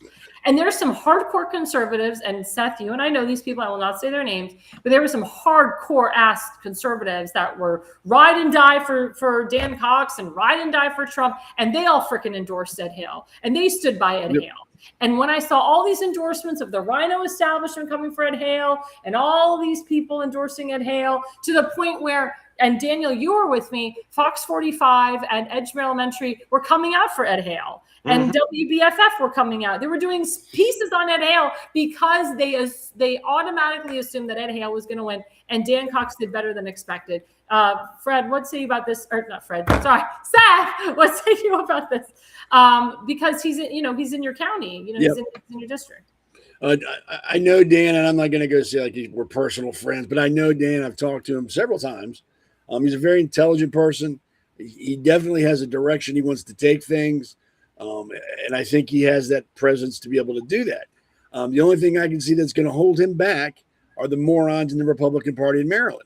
The rhinos. Oh, I didn't, he lost last time. He's going to lose this time. Well, if you don't vote for him, you're right. He's going to lose. So, put on your big boy pants, wipe the tears away that your guy didn't win, and get behind Dan Cox, or you're going to get more again. And if you don't vote for Dan Cox because you think he's going to lose and you vote for Moore or whatever, you have no right to complain anymore. Mm-hmm. And this is very important for everybody who watches this now and later. Pay close attention to your central committees and see what they do. If your Republican Central Committee isn't loud and proud about Dan Cox, you need to vote them all out immediately. Yeah. There's no question. If they're not like my like I said before, my Central Committee, when Dan got nominated last time, went behind him and worked against him because their girl Kelly Schultz didn't get the nomination. So they worked actively against Dan Cox. Yep. I'm going to watch them very closely this time. If they do it again, I will start calling people out and make sure they don't get reelected. He is the nominee. Yep. It's either him or Moore. That's it. So I agree. Pull your big boy pants on and vote for Dan Cox. Yes. So Seth, do you agree that we should all come together and get behind Dan Cox and say, hey, regardless if he won or lost, if we like him or not, he is our Republican nominee for governor. We need to get behind him. I'll break it down even further than that. If you don't like paying almost three-quarters for almost half of what you make into taxes, if you don't want to pay a paint can tax, what else they got now? Other taxes that are coming out, hitting small businesses for uninsured insurance premiums are going up. Everything is going up. If you're okay with that and don't mind throwing your money away, then by all means, support more. If you want to keep a little bit more of your money in your pocket, be able to support your family, start working things down, getting taxes lowered to a reasonable level, then you go with Dan Cox. It doesn't matter if you like him or not. Look at your paycheck and go like, hey, I'm satisfied with working 50, 60 hours a week and all these taxes coming out. Or this is bullshit. I'm busting my ass and they're bleeding me dry. Something's got to change. It's really that simple. Give more money away or keep more money. That's the only way to look at this. And if you want to keep more money, then you have to vote Republican. You have to vote Dan Cox. I was just very shocked at people who I thought, were so hardcore Trump. And actually this lady who was from Talbot County, she called me and she said, everyone on my Central Committee, we're all Trump people. You can't be on our Central Committee if you don't support Donald Trump, but I support Ed Hale Jr. or Ed Hale Sr. I keep saying Jr. Ed Hale Sr. And I'm like, okay, you support Donald Trump. You only want people that are Trump supporters in your Central Committee, yet you're endorsing a Democrat. And of course, Ed Hale seduced everyone with the story. Well, Donald Trump and I are very good friends. I actually like Trump. The reason I registered Democrat is because I wouldn't have been the successful businessman in Maryland if I was a Republican. That is the biggest bullshit lie, and I'm going to tell you why. My family were all Republicans, and they were very successful business people in the Washington, D.C. area. My grandparents owned a very successful restaurant for 35 years. They were Republican. My mother's parents and my father's parents were Republicans, and they owned a liquor store for 50 years in D.C. Very successful. Both my mother's side and my father's side were very successful blue-collar business owners. And they were Republican. So I don't want to hear this BS. And they were millionaires and multimillionaires, to be honest with you. They died very, very wealthy. And it's all BS because that line was so ridiculous. And he seduced a lot of women with that line. He tried to seduce me with it. He hit on me when we talked on the phone. He told me he had a 27-year-old side piece down in Florida. He asked me where in Florida I was because he didn't want me meeting his side piece, which was disgusting. I'm like, are you kidding me? Like, this is real stuff. And, he told me he loves Donald Trump. He said Donald Trump to his house. He told me he hated Larry Hogan. But yet on the campaign trail, he actually didn't mention Donald Trump at all. He attacked Donald Trump, actually. Then he said if he lost, he would not support the primary person. So he lost, and he's not supporting Dan Cox. Well, it's really sick. When it comes to Hale, the last thing I'll say is that the famous saying applies to him and the people who supported him. There's one born every minute. Exactly. And he found those people that were bored. He got the suckers all in line, and they danced to his tune. So let's put up the next slide. We have like two other races that we're going to talk about. So Daniel, I don't know if you know these two people. Yes, I know Bernie. Yeah, Bernie's a good guy. Oh, perfect. So good. So Elfreth is the incumbent congresswoman, of course. She's a hardcore leftist, liberal. And Bernie Flowers, he served our nation. He's a Republican. He actually worked under Obama. And he exposed a lot of what Obama did under that administration. That's why he left, because he saw the effery of the federal government. Yep. So, I think I can't remember. I know Bernie Flowers, I think he ran 2 years ago. I don't know if he won the primary 2 years ago. Do you remember, Seth? I'm not sure. I don't think so. Okay. So everyone I've talked to really likes Bernie Flowers. Yep. My friend Scott Willens loves Bernie Flowers. We know Scott. And again, whether you like Bernie Flowers or not, he is the Republican nominee. What say you about this, Daniel Eisenhart? Well, I really, really, really support that. We got more Black Republicans coming to office. That means something to me because my wife is Black and we're conservative, and so you don't see a lot of Black faces in the Republican Party, and I think the left say diversity. They use those kind of words in their DEI pitch and stuff. And I too think that we should be diverse in our party. And Bernie is a great guy. Obviously, he served his country, and if you ever talk to him, he's like a man. He's like he's a somebody you feel comfortable leaving your kids around, and if he was the coach of the soccer team, you'd feel like you were going to win. I don't know, so You're right. Yeah, I agree. Go ahead, Seth. You can comment also. No, I agree with everything you said. Bernie's another leader. He's a smart guy. He was a retired colonel from the Air Force. I've spoken to him a couple of times. He's come when I was the vice president of the club. He'd come by and speak every once in a while. Great guy. Definitely, you could tell he's in the military because when he enters the room, he has that presence. There's that command presence. And if you haven't been in the military, it might not make sense to you, but certain people walk into a room, they don't have to say anything. You just kind of perk up. But he does. He does. He doesn't. He talks to you. He engages with you. He doesn't make you feel like he's your even though he's probably way outranking me and my wife. He doesn't make you feel that way. I work with doctors. Exactly. Sometimes doctors will have like a bit of a God complex. So somebody with a high rank like him, they can talk down and you can sense it. He doesn't have that. So it's a gift, I'd say, to not let up your head. I agree. So last but not least, this is another race that actually kind of surprised me. Yeah, Robin Ficker. So I personally like Robin Ficker. I do. Mm-hmm. Robin Ficker has run for everything. He's run for governor, U.S. senator, Congress. I mean, the guy's run for everything. I think this is the second go around with Congress. But this guy, Chris Burnett, was everywhere. I mean, and he served our nation. His wife is Black also. And he went to every forum. He was on major media networks. He was on Fox News. He was on OANN. Jennifer Charlton was working hardcore with him. I mean, I seriously thought that Chris Burnett was going to pull it out of the park. I don't know. Maybe it was people up in Western Maryland that really, I don't know, maybe they didn't cater to Chris Burnett. I know Chris Burnett was supportive of illegals who had been here for a long time. Let's say they've been here 20 years, 25 years, 30 years. And he believed that they should stay with the system, that we shouldn't just throw them away. Well, the thing is, we have to look into their background. We have to yes, you've been here for 25 years. That's great. But, you've been here for 25 years living off the system. What have you contributed to society? When you come here and you come to this country illegally, that is breaking the law. It is not, do not pesco, do not collect, it's not, okay, yeah, just live off the system for 40 years. No, they're going to look into you. So I think that really kind of turned people, because Western Maryland, and Seth knows this, is a hardcore Republican area. Yeah. My only issue with this is Robin Ficker does have money, but April Delaney has a lot more money. She's a billionaire. Her husband's a billionaire. But it's funny because the guy who ran against April Delaney was David Trone, and he's a billionaire. And I knew that he was going to lose to her. I thought that was a stupid, dumb move that he did. But it was funny to see the billionaires run against each other and spend their own money. Now, I believe that Robin Ficker will make April Delaney spend her own money because Robin Ficker has the money to do campaign ads and mailers. And Robin Ficker doesn't really do fundraisers. He goes to fundraisers. He does have lots of signs. But I'll be honest, I don't want to say he didn't campaign as hard, but I felt it was different this time than when he ran for the U.S. Senate. What say you, Seth? I think what really hurt him was the third person that ran with Michelle Rocha.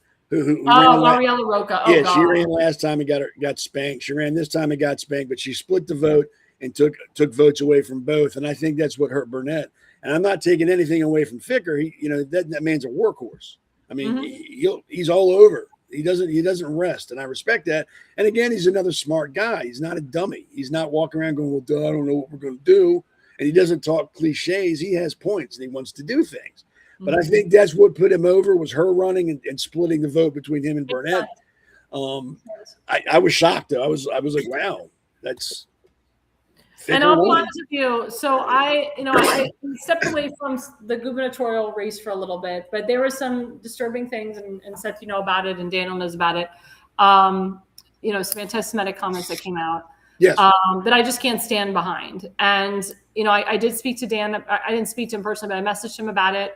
After he won the primary, I told him congratulations, but I said, you need to clean up your son and your children's rhetoric, their anti-Semitic rhetoric, because that's going to show up.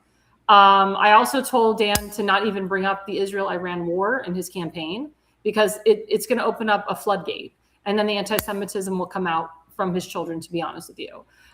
His eldest, I don't even call him a child. He's an adult. He's a 27-year-old guy who just got married. He wrote to me personally and said, death to all Jews. Jews are scum. Jews are pedophiles.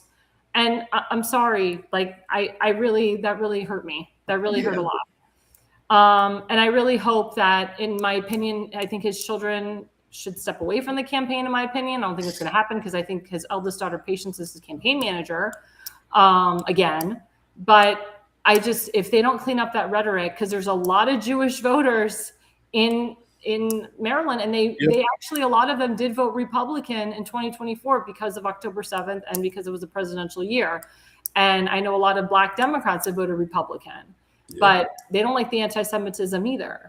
So my only thing for Dan is, be very careful what comes out of your children's mouths, because it is, in a way, a reflection of you and what you teach in the home. Because Dan is very close with his family. I just said his daughter's his campaign manager. He does homeschool the majority of his kids. Yep. He has his last child has Down syndrome. Yep. So he has a disabled child. And I applaud him. I applaud him for taking that on, because it's very hard to take on. And I applaud Valerie too. And she looks great for having 10 kids. I mean, you would never know. Her body is great. So I want her doctor, actually. I think her doctor is God, but if it's not God, I want to know her real doctor. But anyway, I was supportive of John Myrick, because he currently serves on military. His wife serves on military. His wife is actually, she gets rid of all the illegals. I mean, that's her job. And I just thought he was a very outstanding guy, and very smart on the issues. And he campaigned for 2 years. Him and Brenda both did. Yeah, I was kind of shocked at their numbers. I was shocked at their numbers too. Heartbroken.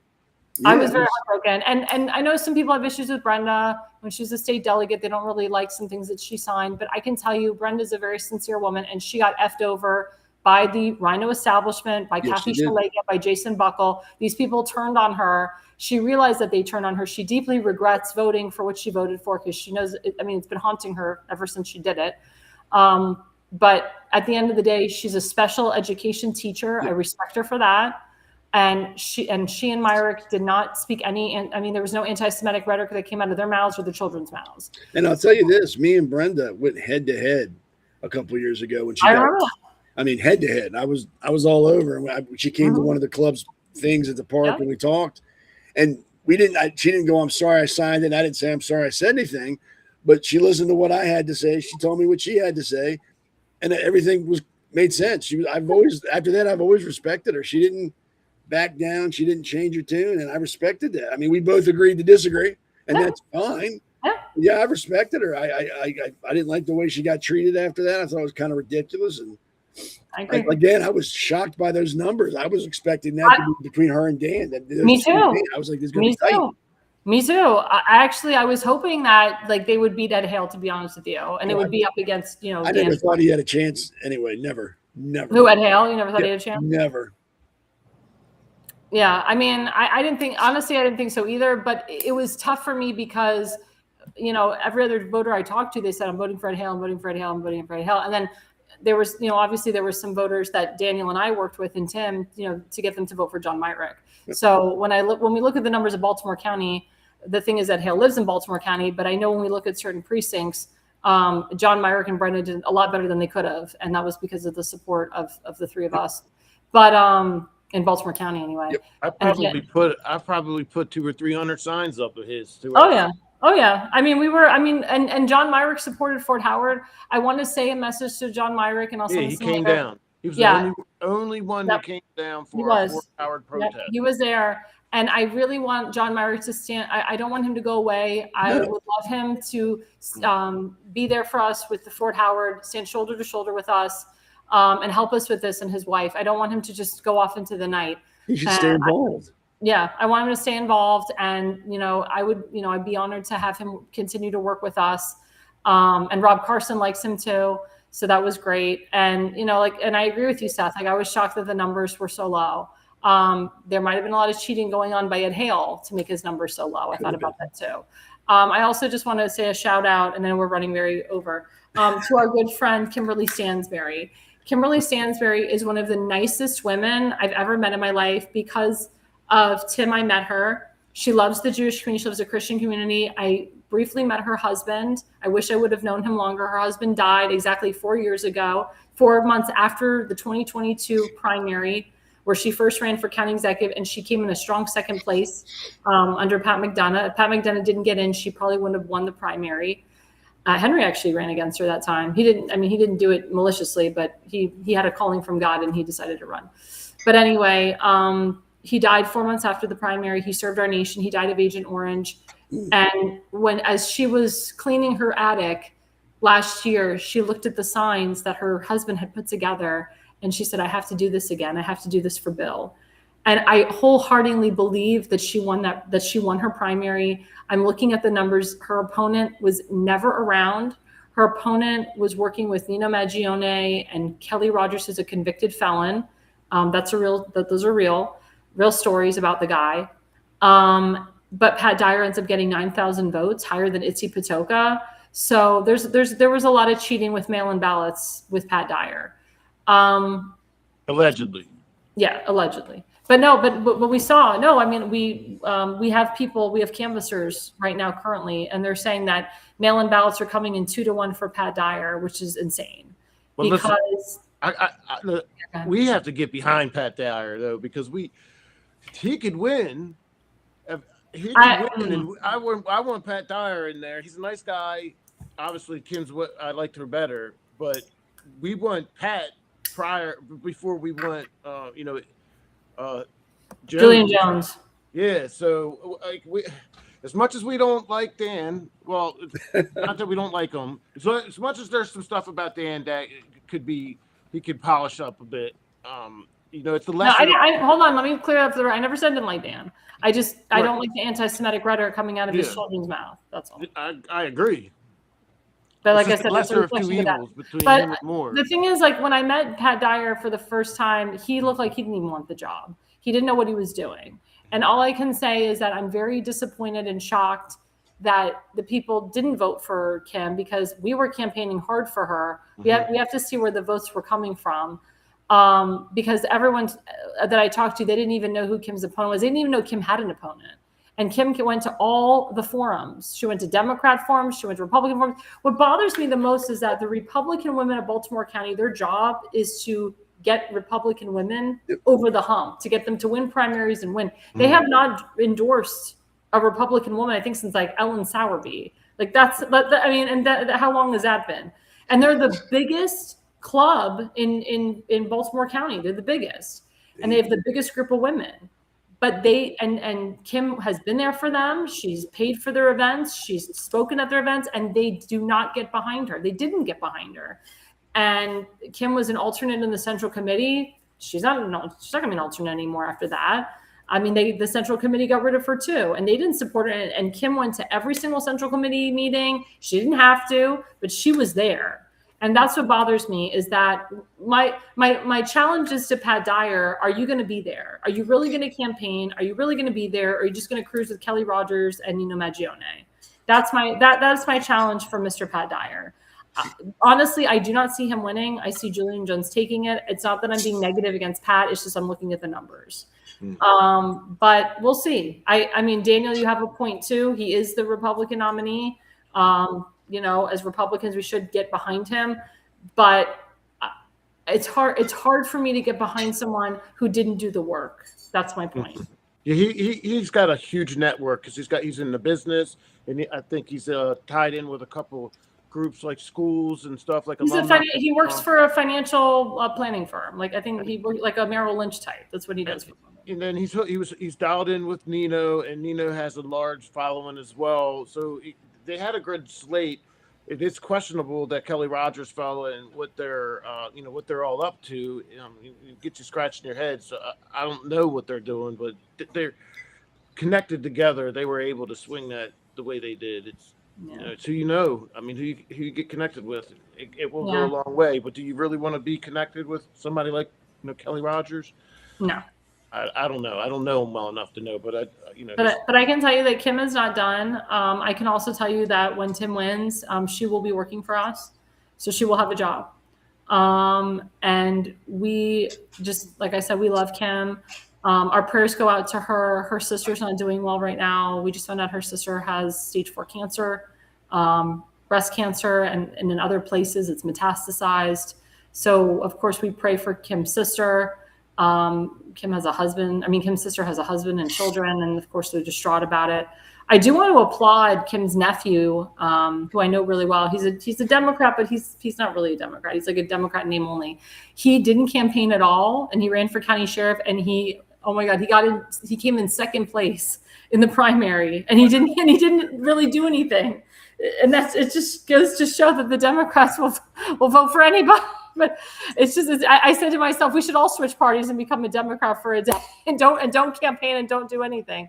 But yeah, I mean, her nephew didn't do anything, didn't put up signs, didn't raise money, and he came in second place in that primary. That's insane. So it's insane. It was just, it was, I mean, hey, kudos to him. Yeah, kudos to him. But anyway, we applaud all of our Republican nominees. I agree with you, Dana. We need to get behind all of our Republican nominees. I can tell you that the Central Committee, the Baltimore County Central Committee, is now calling Tim, and they're, trying to bring peace, and they're trying to say, we're so sorry.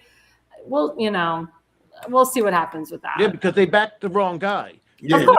So how can you say I'm sorry? Like after you censured him and you tried to tarnish his reputation, his good name. And I just want to say for the record that JD's the day before the election put out a really shitty mailer. It was an anti-Tim mailer. Half of it was blurry, by the way. But on the bottom, it said that the entire Republican Party rejects Tim Fazenbaker. Not just Baltimore County, the entire Republican Party. That's what pissed people off. Because his neighbors were like, wait a minute. Tim's neighbors were like, I don't reject Tim, and I'm part of the Republican Party. This neighbor, Daniel's his neighbor. He doesn't reject him. That whole mailer completely backfired in JD's way. Nobody wanted to see that. Nobody wanted to see vitriol. And I want to say thank you to JD for putting that mailer out because that really helped Tim win. Thank you so much. No, I think it helped, but Tim didn't win. He won.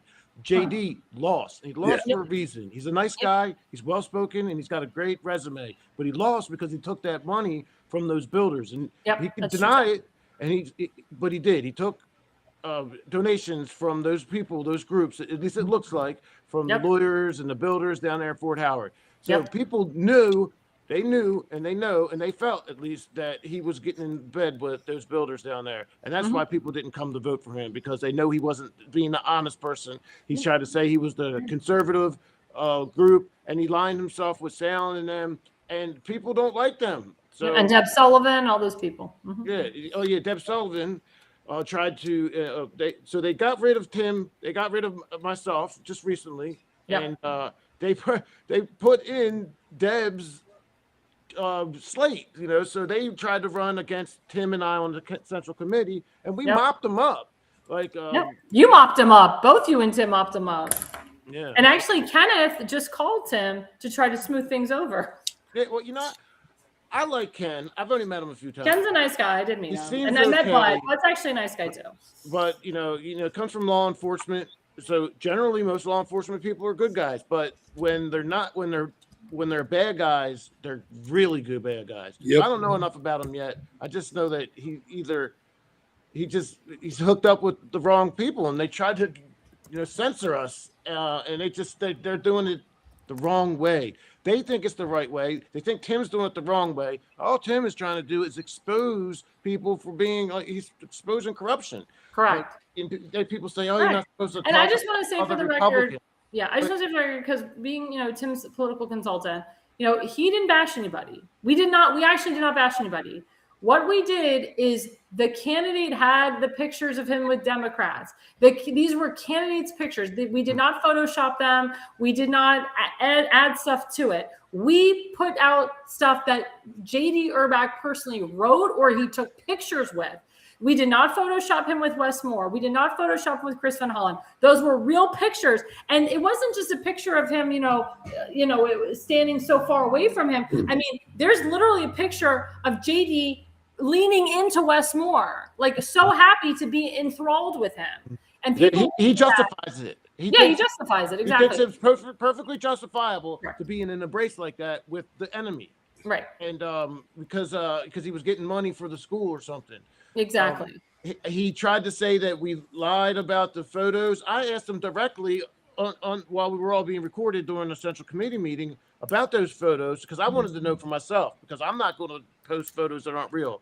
Yep. But he did say that he adores Fauci and that he thought he should be. He loves Fauci, Mark Milley, and that he loves Pete Buttigieg. The Pete Buttigieg one really screwed him over. And he said, I did not write that. He said, that was a fabrication. I said, sir, it says on your X account, you were too cheap to pay for the blue check mark. But it says JD Urbach, and it says, it was a picture of Pete Buttigieg with his like gay husband and a child. There's twin children. I would love Pete Buttigieg to be the president of the States. Yeah. I mean, somebody somebody started doctoring the Pete Buttigieg photos. And when that happened, the Central Committee kind of said there were 6 photos total. Correct. JD agreed that he did all 5 except the one, the Pete Buttigieg. And so because that the one he disagreed with, and it did appear doctored, all the people like, look how bad Tim is for doctoring a photo, which I don't necessarily know or believe that he did that. No, he didn't. He didn't. So sorry, I have to cut you off a little bit because it's already like 10:15. But I just want to say on that note that oh my God, I think I blanked what I was going to say.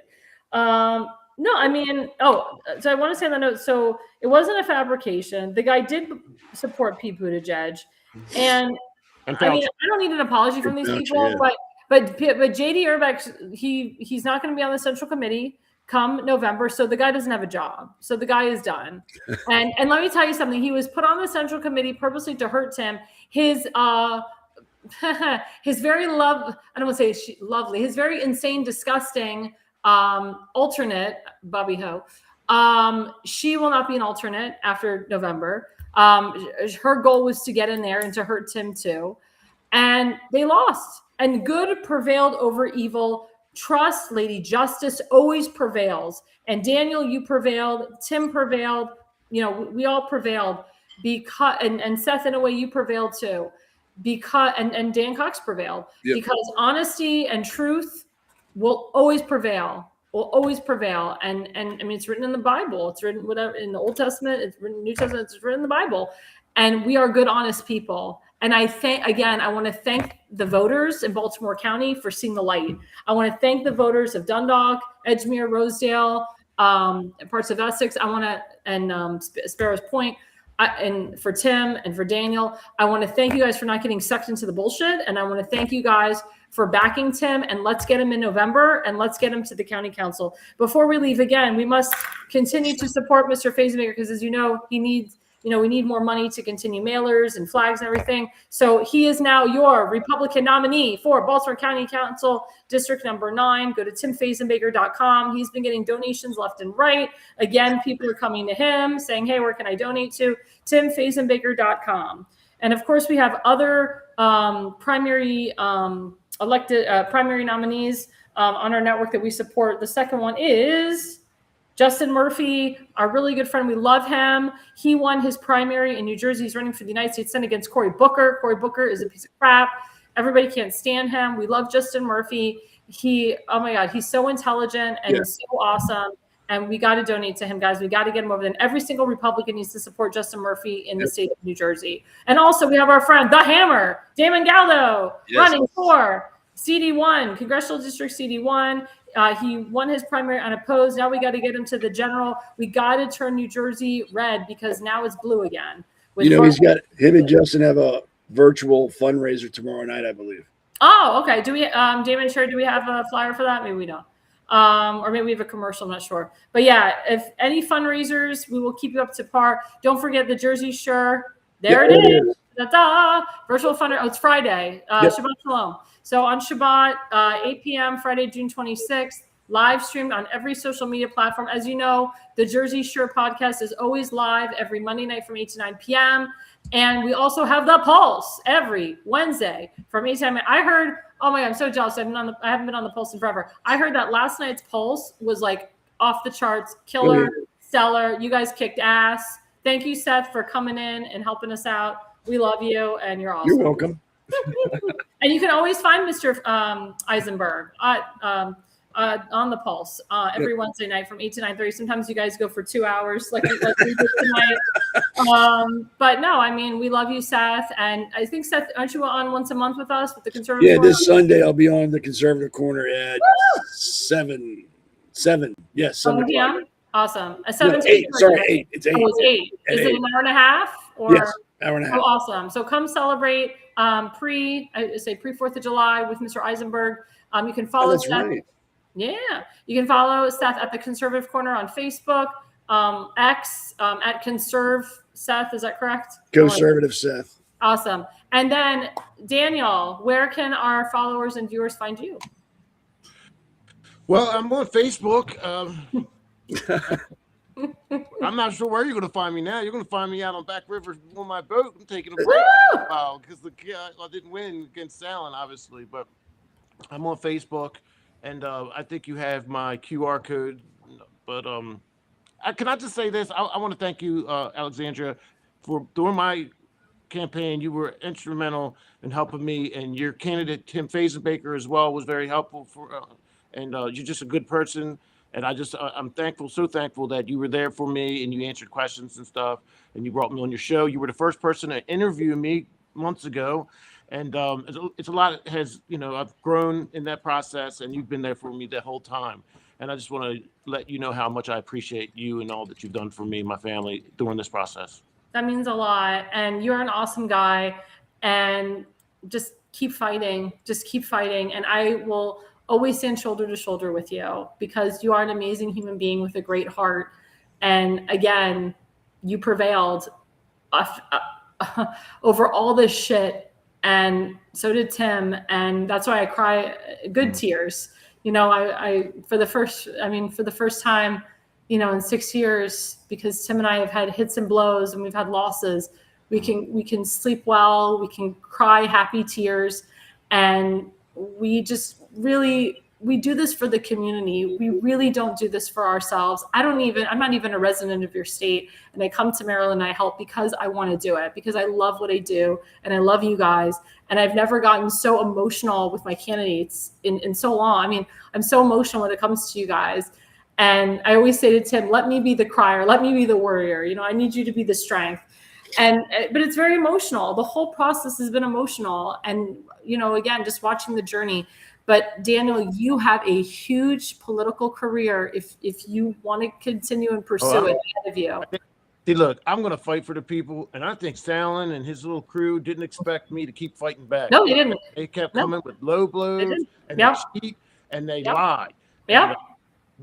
Senator Sound, you are a liar, and I'll see you in August on the 28th. Well, I'll see you in August. I'll see you in August. But I do want to say for the record that the state Senate race in Baltimore County was the most talked about.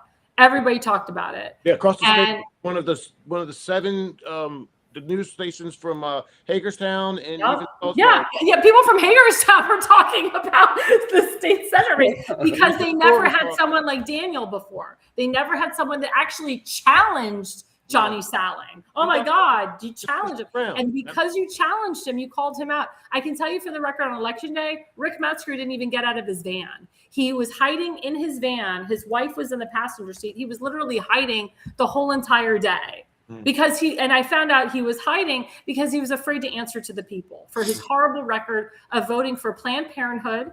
He voted for state-funded abortions. He voted to extend Obamacare. He voted for Kerwin. He voted for the second largest tax hike in Maryland history.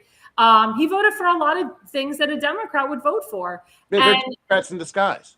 I'm sorry, say again? They are Democrats. Yeah. And I also want to say for the record before we go, our friend Henry Ziskowski, he did run for state delegate to try to oust Rick Metzger. He only lost by 400 votes. That's how close he was against Rick Metzger. That's how close. He only lost by 400 votes. That shows you that the people are fed up with these RINO establishment incumbents. They're fed up with RINOs that are really Democrats. And again, Daniel, I totally see you in the state Senate or even a delegate in 4 years. Same thing with Henry Ziskowski. Both of you guys, I want you, Tim, and all of us, I want you two to work together and rebuild, like what Seth said, rebuild the Republican Party. As Tim said it, make it your Republican Party. That is your job right now, to make it your Republican Party. Thank you guys so much. This has been a wonderful night. Thank you guys. Sorry we had tech issues in the beginning. Seth. I'm sorry you couldn't see my face half the night. We'll get that fixed. I will be on the Pulse again once a month in July once I get my camera fixed. Usually I'm on every Thursday night from 8 to 10 p.m. unless I'm doing political stuff. Please come see me next weekend. I will be at the Dundalk Parade. Maybe I'll wear my American flag dress. Or maybe I'll wear my, I don't know. Should I wear my Israeli flag dress, Seth? I don't American flag dress. Yep. It's going to be hot as hell. Though. It's going to be hot as hell. I know. But yeah, so I'll be wearing that dress. I'm sorry. Red, white, and blue. No, I agree. So I'll be wearing that dress. So guys, you have to come out and see us. So please, guys, thank you for watching. Please follow us again. We're on YouTube, Rumble, Spotify, Substack, TikTok, Parler. We're on all the main social media networks. Thank you guys for listening. Thank you guys for watching. And the reason you listen and the reason you watch is you are no idiots. Thank you.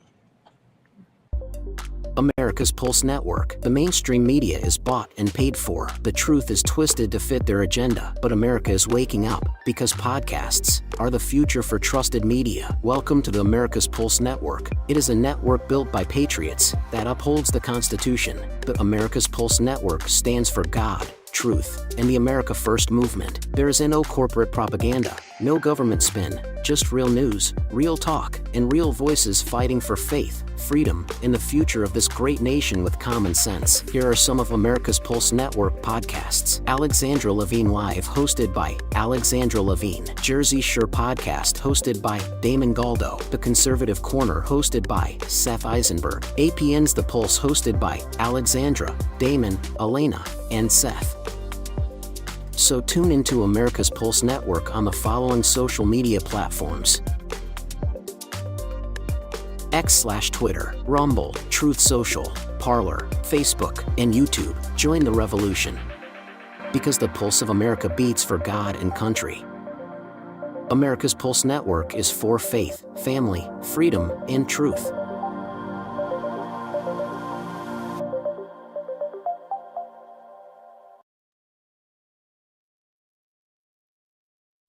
Alexandra, thanks you for watching tonight's Alexandra Levine Live podcast. See you at the next packed show, from breaking news to informative topics that will keep you informed. So please click the subscribe button to get notified for upcoming episodes. If you like what the Alexandra talked about, then share the Alexandra Levine Live podcast with others. Alexandra also looks forward to seeing you